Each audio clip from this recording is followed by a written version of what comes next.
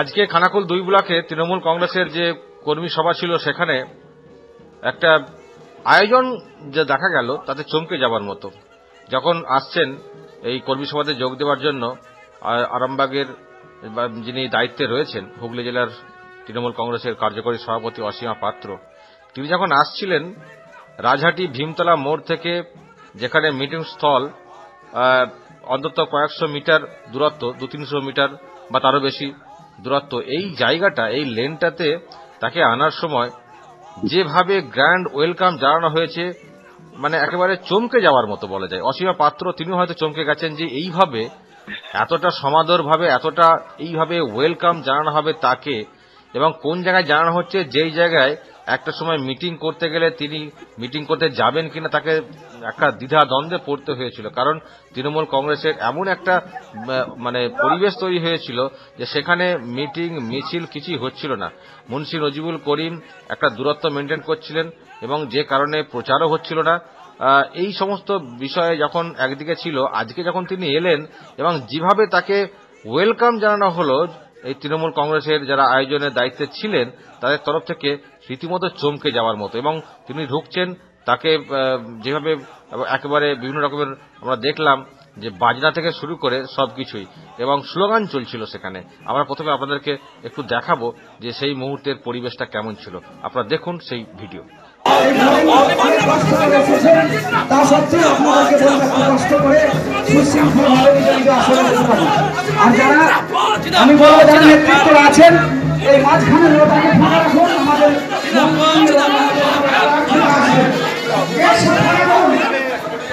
অসীমা পাত্র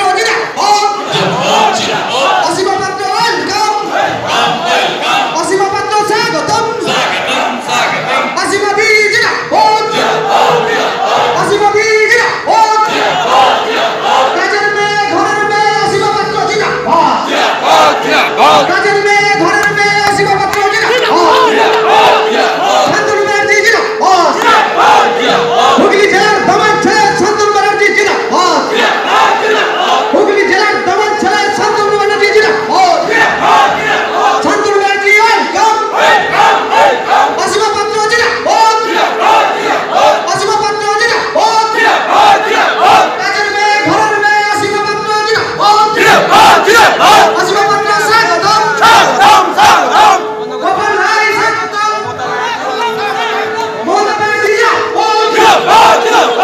আপনারা দেখলেন যে কিভাবে গ্র্যান্ড ওয়েলকাম জানানো হয়েছে। কেন এত উদ্যোগ? আমার সঙ্গে এই মুহূর্তে ফোন লাইনে রয়েছেন মুন্সি নজিবুল করিম। নজিবুল সাহেব, এত উদ্যোগ কেন? অসীমা পাত্রকে কি এতটা ভাবেই সন্তুষ্ট করার জন্য এই উদ্যোগ? না না, এটা হচ্ছে আমাদের একটা কার্সি সৌজন্যতা, একটা স্বাগতম জানাবার জন্য। এটা হচ্ছে একটা প্রক্রিয়া। এটাই কেন আমরা এর আগেও, শুধু এইবারে নয়, এর আগেও আমাদের যে সকল নেতৃত্বকে নিয়ে আমরা কোনো প্রোগ্রাম করেছি, কর্মসূচি করেছি, এইরকম ধরনের আমরা করে থাকি। এইটা হচ্ছে আমাদের একটা কি বলবো মানে ঘোষিত পদ্ধতি বলা যায়। এর আগেও অনেক প্রোগ্রাম করেছি আমরা, তখনও কিন্তু এভাবেই কিন্তু আমরা ব্যান্ড পার্টি এবং তার সাথে হচ্ছে শঙ্খধ্বনি এবং পুষ্প বর্ষণ করে আমরা এগুলো করে থাকি। কেন আমাদের এখানে মহিলা সংগঠনও খুব হচ্ছে শক্তিশালী, এবং যেহেতু আমাদের কার্যকরী সভানেত্রী এবং বিশেষ করে আমাদের রাজ্য সরকারের 3টি দপ্তরের ভারপ্রাপ্ত মন্ত্রী অসীমাদি আসছেন, এবং সেখানে আমাদের ক্যান্ডিডেট প্রার্থী হচ্ছে অপরূপা পোদ্দার এবং শান্তনু ব্যানার্জি আমাদের যুব সভাপতি আসছেন। ওনার যেহেতু নেতৃত্ব, ওনাদিকে সাদরে গ্রহণ করার একটা প্রক্রিয়াই বলতে পারেন এটা। নজিবুল সাহেব, যাদের কথা এত আপনি বলছেন, ব্যান্ড বাজিয়ে এরকম গ্র্যান্ড ওয়েলকাম করলেন, এত গুণগানও আপনি করছেন আপনার নেত্রী সম্পর্কে, কিন্তু যখন আপনার জেলা পরিষদের কর্মদক্ষ গঠন হচ্ছিল তখন তো আপনার জন্য মিনিমাম তদবিরটুকুও করেননি, যে কারণে হয়তো আপনি কর্মদক্ষের পদ পাননি। এরকম একটা অভিযোগও শোনা যাচ্ছিল মাঝখানে দলের অন্দরে, আপনাদের মধ্যেও, কর্মীদের মধ্যে। আবার তাকেই এইভাবে ওয়েলকাম জানানো, এটা কি কোথাও একটা ড্যামেজ কন্ট্রোল করার চেষ্টা? না না না, একবারই না। এটা কর্মদক্ষর ব্যাপারটা বা জেলা পরিষদ, পঞ্চায়েত সমিতি নির্বাচন, এটা আলাদা ব্যাপার। এটা আমাদের সাংগঠনিক একটা কর্মসূচি। সেই জায়গায় আমি একজন এখানের দায়িত্বে আছি, সেই জায়গাতে এটা আমার কার্যক্রম করতে পড়ে। এখানে ওই কোনো এখানে ব্যক্তিগত কোনো চাওয়া পাওয়ার এর মধ্যে পড়ে না।